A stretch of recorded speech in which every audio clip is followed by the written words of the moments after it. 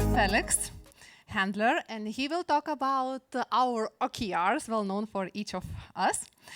I think that you will represent yourself after my talk. I just would like to inform about our, let's say, how we are going to work. So first of all, we have after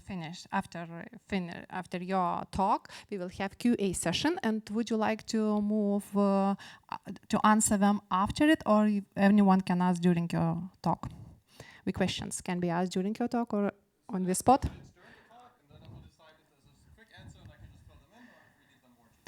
Perfect.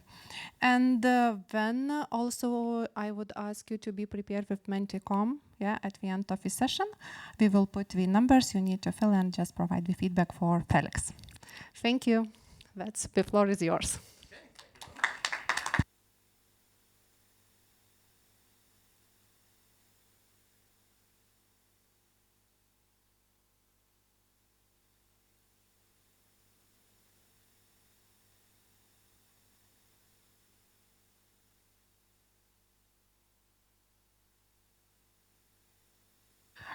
Sorry, we have a problem, small problem, I hope. We do not hear you, yeah.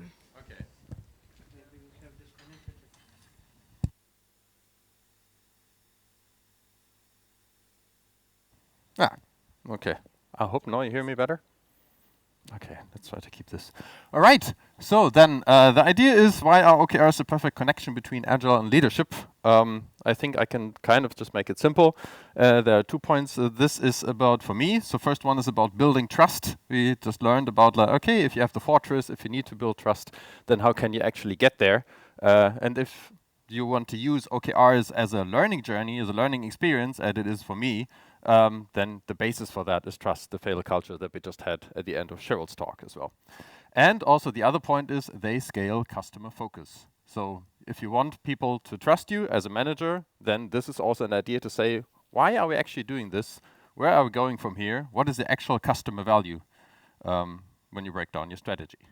So my name is Felix Handler. I'm an OKR coach since 2019, and I've also worked as an Agile coach since 2016.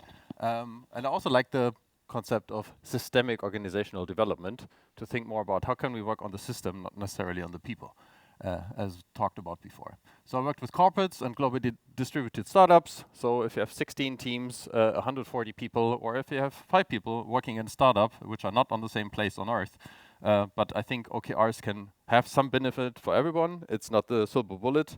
But I also learned some of those things in the meetup series I had about OKRs. So we have a lean coffee every 4th Tuesday of a month online at 8 a.m. You will still get the slides later, so then you can also follow the link. It's on LinkedIn, where some of these things were then confirmed. And I'm currently working at Boris Loga, a consulting company, but I'm also a scout for 30 years now. And I think that is relevant in this context to understand where I'm coming from, because I think a lot of that is about intrinsic motivation as well. All right, so if we talk about trust, then one concept is that people, employees, want to have new forms of leadership with purpose and empowerment, and they want to say, okay, why are we doing all this? But as a manager, if you say, like, why should I trust the team with something like this? They say, why should I trust my car, my family, my income, like kind of my future to some team that I don't know will actually be performing and delivering? And so the idea is that we find a way of actually getting these two things together. So essentially, how are we building trust, and trust that comes over time? And then, in the end, also, as a manager maybe, how do we get the financials so the company stays afloat, so we don't just give a team complete freedom to work on whatever they want if it's not in the interest of the company? So why are we using OKRs for that? So first of all, it's about transparency. So we know what every team is working on, because the OKR framework actually enables us to put things in very few words and to be on point, to be precise. And that lowers a lot of the communication overhead that we have. So if we then say, okay, why are we doing this? Why is this important, connected to the strategy? Then we have the customer focus based on this. Ideally, that is generating the value. And that means that we have an outcome instead of an output focus. If we're doing this for, the customer should be engaged more and should stay longer on a website and maybe buy more products, then just to deliver a new website is not really what you're striving for, but you're striving for having the customer interacting more on the website. And if you say, okay, the website is delivered now, did we already get those results? Not necessarily. Then let's try to iterate on that. let's try to learn fast to really keep it as a learning culture. And that means that we then also have an easier alignment. If we say we want the customer to interact more, maybe talk more with marketing. Okay, what do we actually need? What are the customer pain points that we need the customer to interact with more? It's not just delivering a new website. And if we have those transparency by having those teams being on point about what they actually want and where this is coming from, then you have an easier alignment.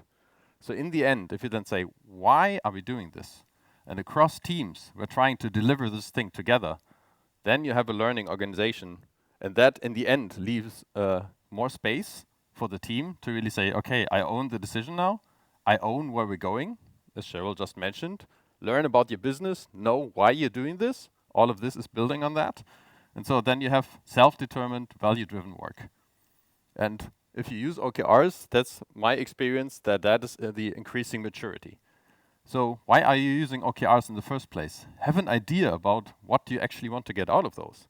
Transparency might be a first step, but if you say ownership and value-driven work, that more comes at the end of the process. But then figure also what you want to focus on first. So it helps you to focus. So there are different kind of problems that we have in the world. I mean, you probably know this matrix if you're talking about Agile principles. There are simple things. There are complicated things where you say, like, write a manual. There's one right way to do it. It's very complicated. How do you generate an atomic power plant? How do you go about this? Well, there's a simple, not so simple way, a very complicated way, but there's one way to do it usually.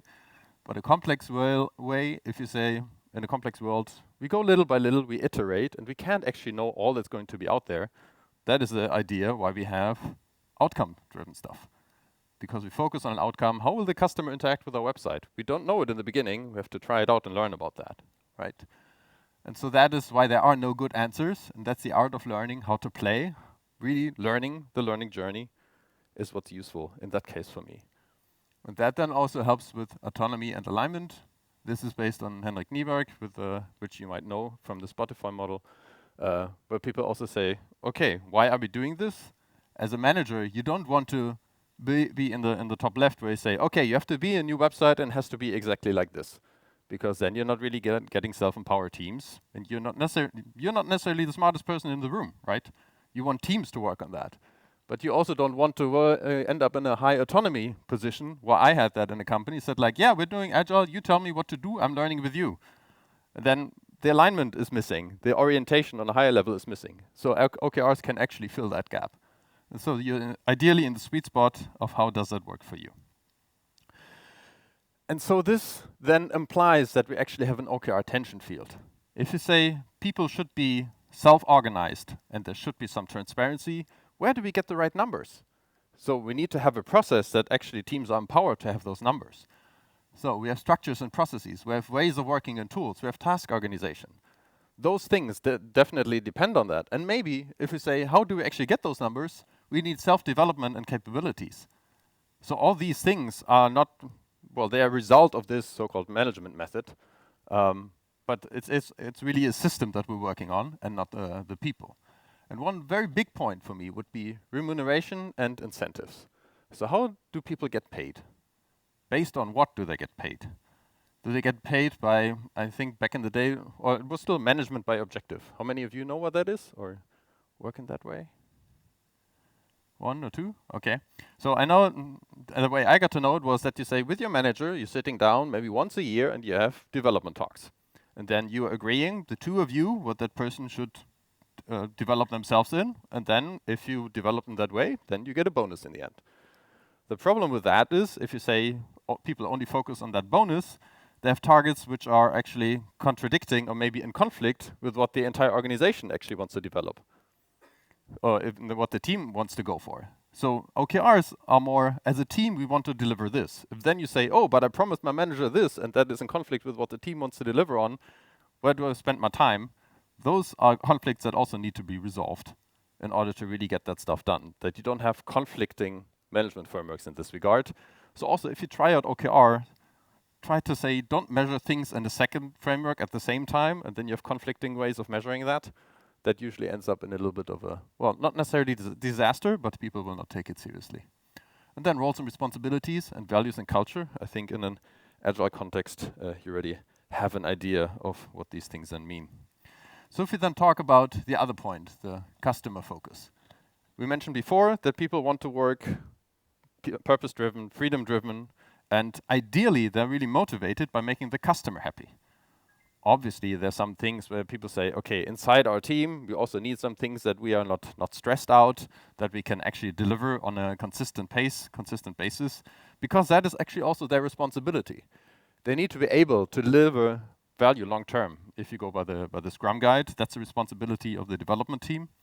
And so I would also say, maybe if you start with OKRs and you start with building trust, then you start more by, okay, 90% are derived from what the company actually needs and 10% are coming from what the team needs. And over time, that can maybe shift.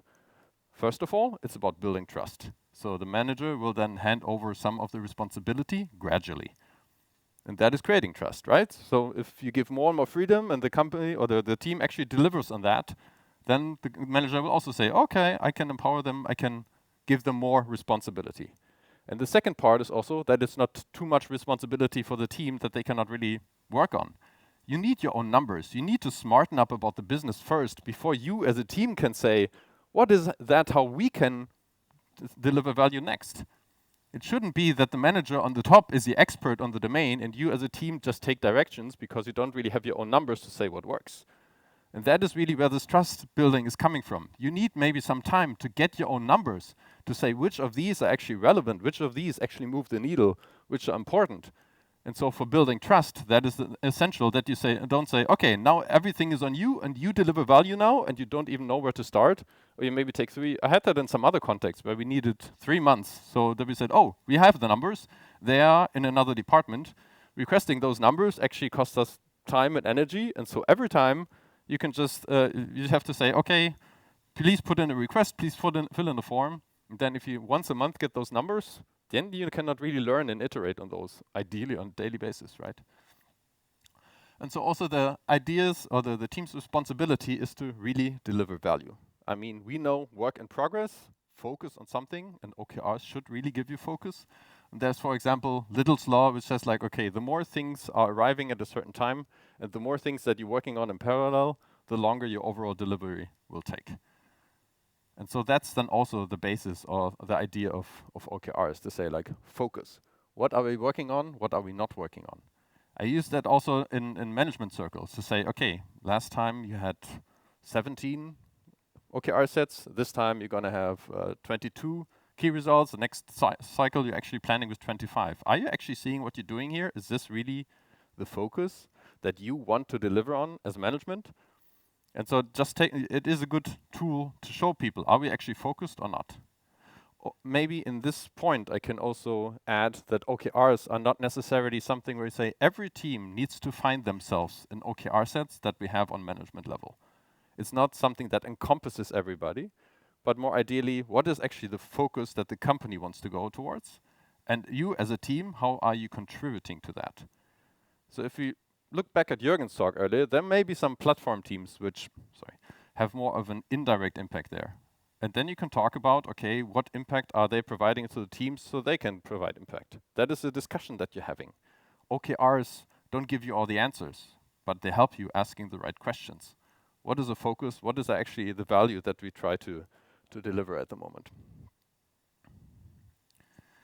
And so then I would say it's more about efficient communication. If you can, we talked about it in transparency, put things in few words. It's very easy to communicate. What is important? What is our progress there? You cannot solve everything just with processes, having another process on top of that, whatever. And fun fact, I also know a guy who was using OKRs in his own relationship to say, okay, how are we actually making the relationship work better, right? I mean, there is obviously the focus on outcomes rather than just processes. Yeah, you have to clean up the kitchen twice a week. Well, you maybe just have to keep it clean so that conflict doesn't break out, right? And he started that, and other people are saying, okay, how are you successful? How are you actually doing that? And how do you measure your results? Was like, yeah, we also actually have a key result from use, like frequency in the bedroom, all that kind of stuff. Maybe not everybody wants to have those measures public or something. But we then said, okay, what is the basic idea behind that? And I said, we're a patchwork family. We want everybody to feel at home where we are. We're coming from different families. And so we also measure how much is our guest room used, for example, as a key result. And then people said, we do have asked ourselves the question, our parents are soon going into an elderly home. So actually, we need to have new key results to also make our parents feel at home here when they are not in their own home anymore. And that is then really, what is your focus? Starting asking yourself the right questions. It's really about relationship. And that's also the basis of trust, to have a relationship, to build things on that, and to gradually say, okay, I'm expanding what you can try yourself. I don't really like the comparison as parents and children, because as a manager, it might be slightly different. I would say it's not necessarily on eye level either, but somewhere in between. But so OKRs are a form of expectation management. And if you know what's expected of you and you can deliver, maybe you need some capabilities to actually be empowered and to be knowledgeable to deliver that. But then ask that question, and then we go about it. And then trust grows. And if you have a motivated, engaged employee and they work hard to make the customer happy, then overall your product or your company will be successful. Because if you deliver what the customer wants, and not just on financials, numbers, if you make things more efficient, but then the competition passes by you because they are more focused on the customer and you're just focused on numbers, then you will also have financial success. But do not make a mistake, the key results are maybe numbers, but they should always be connected to an objective, something that motivates you, because if you have a number and that becomes the sole purpose in going in a direction, delivering that, it has lost all its meaning. I think you probably know the example with nails, right? If you say, what is the weight of nails that we deliver, you get 2 nails, 500 kilos each, nobody can use them. If you just use the quantity of nails, you will get so minuscule nails and nobody can use them either. So what is actually the customer value? We say like, okay, our customer can use those things and is happy about it. And for me, it really helped, that related to a lot of what I read in the book Mindset, Learning Journey. How can you give positive reinforcement? See, okay, where people maybe are already struggling, but also praise and value the effort that goes more to the managers if you want to go in that direction.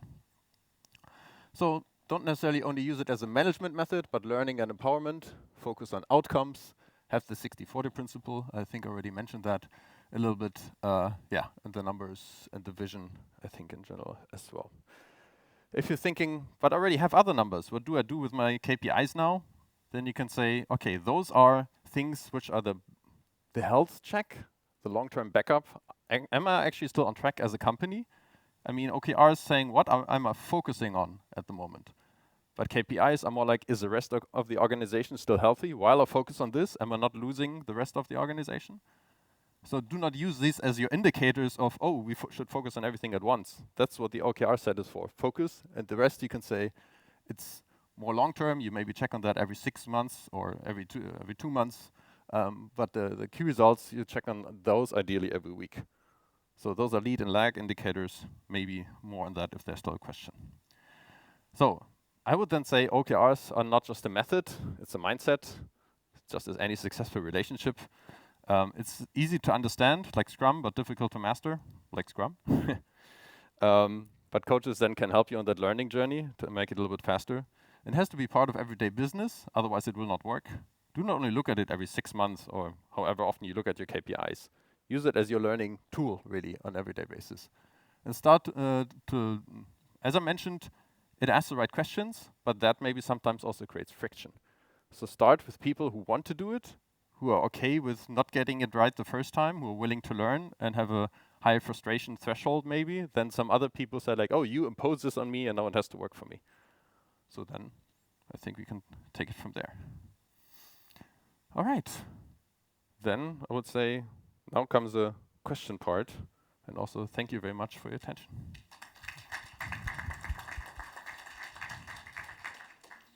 Thank you, Felix, for this presentation, for sharing your knowledge, your experience. And right now we have some time for questions. First of all on site and then online. Thanks, Felix. Very nice presentation. I just have a question. Well, let's say in my experience, we usually go with OKRs like quarterly. And usually it leads to short-term planning. Basically, in the short term, like a quarter, we are planning to achieve some company goals, and everyone is trying to, every team is trying to find themselves in this OKR or this objective. but this actually has a negative impact on long-term strategy and long-term goals, because when you have goals for 2, 3, or 4 years, and you're planning quarter, you sometimes concentrate more on short-term activities and put less attention on long-term vision. What is the output of that? Is that basically you are trying to squeeze into quarter something that is small, and you don't know how to deliver big stuff, which would require 2, 3, or 4 quarters. What would you recommend in this case?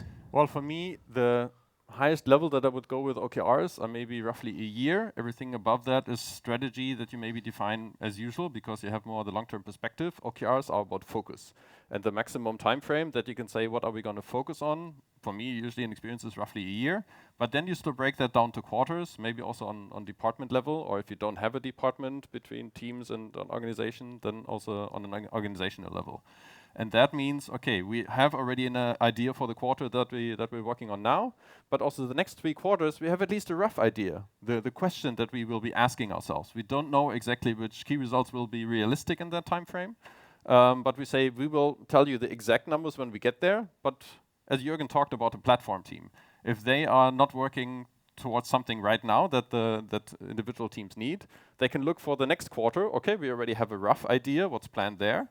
And then we can support those teams because we already know what's coming vaguely in the future. And with that, you don't have that, oh, only this quarter, and by the end of the quarter, we start planning the next.